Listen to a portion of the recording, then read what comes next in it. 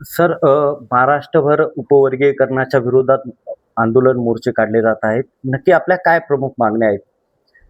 पहिल्यांदा एक लक्षात घ्या, महाराष्ट्रामध्ये नव्हे तर देशामध्ये काही ठिकाणी उपवर्गीकरण लागू करण्याचा प्रयत्न केला जात आहे. कर्नाटकामध्ये केला होता, त्याला त्यांच्या हायकोर्टात स्टे दिलेला आहे. महाराष्ट्रामध्ये सुद्धा मुख्यमंत्री धांदात खोटं बोलून की सुप्रीम कोर्टाने उपवर्गीकरण करायला सांगितले असं म्हणतात. खरं म्हणजे सुप्रीम कोर्टाचा जो निर्णय आहे तो ऐच्छिक आहे.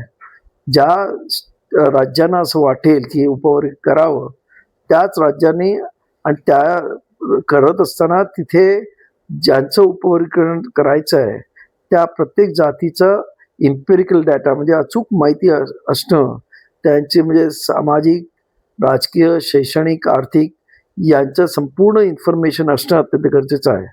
असं कुठचंही नसताना आमचे मुख्यमंत्री विधानसभेमध्ये असे ठणकावून सांगतात की सुप्रीम कोर्टाने सांगितलंय करायचं, मग आम्ही करायचं नाही का?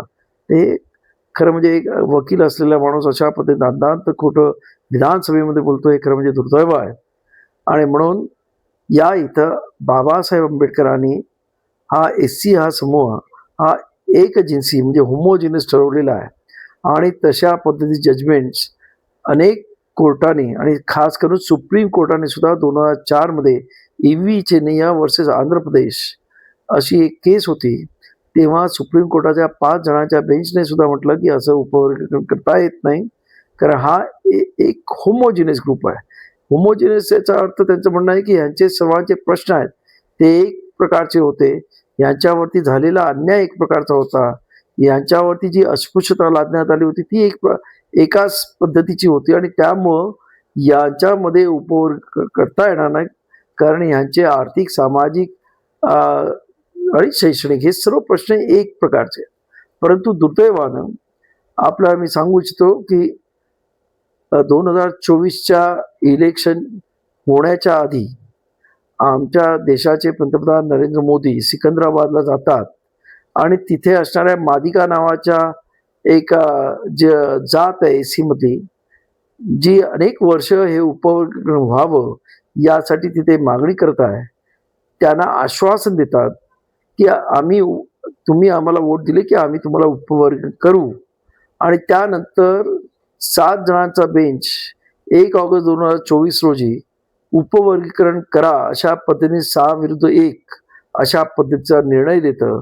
म्हणजे आमच्या दृष्टीनं हे जे उपवर्गीकरण आहे हे पॉलिटिकली इन्फ्लुएन्सने झालेला हा निर्णय आहे सुप्रीम कोर्टाचा, असा आमचा आरोप आहे.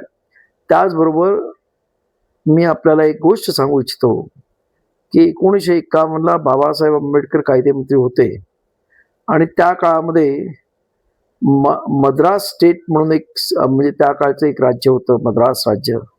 मद्रास राज्याची केस सुप्रीम कोर्टामध्ये आली होती आणि सुप्रीम कोर्टाने आदेश दिला होता की एस-सी मध्ये म्हणजे अनुसूचित जातीच्या लोकांना शैक्षणिक सवलती देण्यात येऊ नयेत. अशा वेळेला बाबासाहेबांनी 1951 मध्ये संसदेमध्ये कायदा पास करून घेतला आणि त्यामुळं संसदेत पहिली घटना दुरुस्ती झाली आणि त्याच्यामध्ये बाबासाहेबांनी त्या अनुसूचित जातीला शैक्षणिक सवलती मिळतील अशा पद्धतीने कायदा पास करून घेतला अनुच्छेद 15(4) मध्ये. आणि बाबासाहेबांना त्यानंतर तिथं असणाऱ्या संसदेतल्या काही मंडळी विचारलं की बाबासाहेब आंबेडकर तुम्ही हे घटनेचं मंदिर तयार केलं आहे आणि तेच तुम्ही आज दुभंगताय, कारण जे आपण हे करताय, सुधारणा करताय, ह्याच्यामध्ये संविधानामध्ये दुरुस्ती करताय. तेव्हा बाबासाहेब असं म्हणाले, मी मंदिर तयार केलं पण पुजाऱ्याने घाण केली आणि ती मी साफ करतोय. आज आमचं पण म्हणणं आहे की सुप्रीम कोर्टाने घाण केलेली आहे, त्याच्यासाठी आम्ही मोर्चे काढून ती साफ करतोय. तेव्हा हा जो प्रश्न आहे अ ब क ड हा मुद्दामून डिवाइड अँड रूल जे आज महाराष्ट्रामध्ये आपण पाहतोय की ज्या पद्धतीने हिंदू आणि मुस्लिमांचे वाद लावले जात आहेत, मराठा आणि ओबीसींचे वाद लावले जात आहेत, त्याचबरोबर धनगर आणि आदिवासींचे वाद लावले जात आहेत, तसंच आज अनुसूचित जातीमध्ये वाद लावला जातोय आणि त्याचा निषेध करण्यासाठी.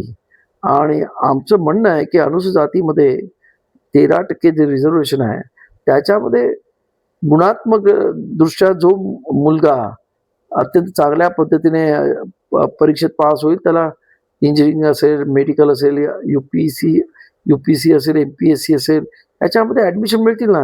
ह्याच्यामध्ये काही कोणाला हे भेदभाव करण्याची गरज नाही. त्यामुळं किंवा नोकऱ्यांमध्ये सुद्धा आपण कशा पद्धतीचे क्वालिफाय त्या पद्धतीने आपल्याला नोकऱ्या सुद्धा मिळतील.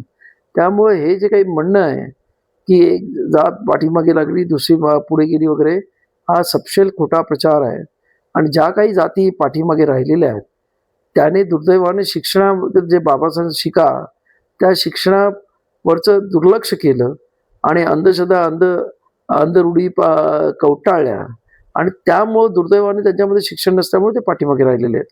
आणि आज जर उद्या या पद्धतीने जर त्यांच्या मागण्याप्रमाणे जर सरकारने हे उपवर्ग केलं समजा आणि जर ज्या समाजाला 8% मागतात त्यांना 6% जरी दिल्या आणि त्यांच्यामध्ये शैक्षणिक पात्रता नसेल, तर मग डॉक्टर आणि इंजिनिअरच्या त्या जागा खाली जातील आणि त्या जागा नंतर मग ओपनला मिळतील किंवा नोकऱ्यांमध्ये असेल, की 3 वेळा ॲडव्हर्टाईज केल्या या अशा ह्याच्यामधल्या आणि त्यांच्या गटामधला कोणीच भेटला नाही, तर मग त्या खुल्या प्रवर्गामध्ये जातील. म्हणजे अप्रत्यक्ष पद्धतीने हे सरकारचं धोरण आहे, की या पद्धतीनं जे काही आरक्षण आहे, ते संपवण्याचा घाट आहे असा आमचा आरोप आहे.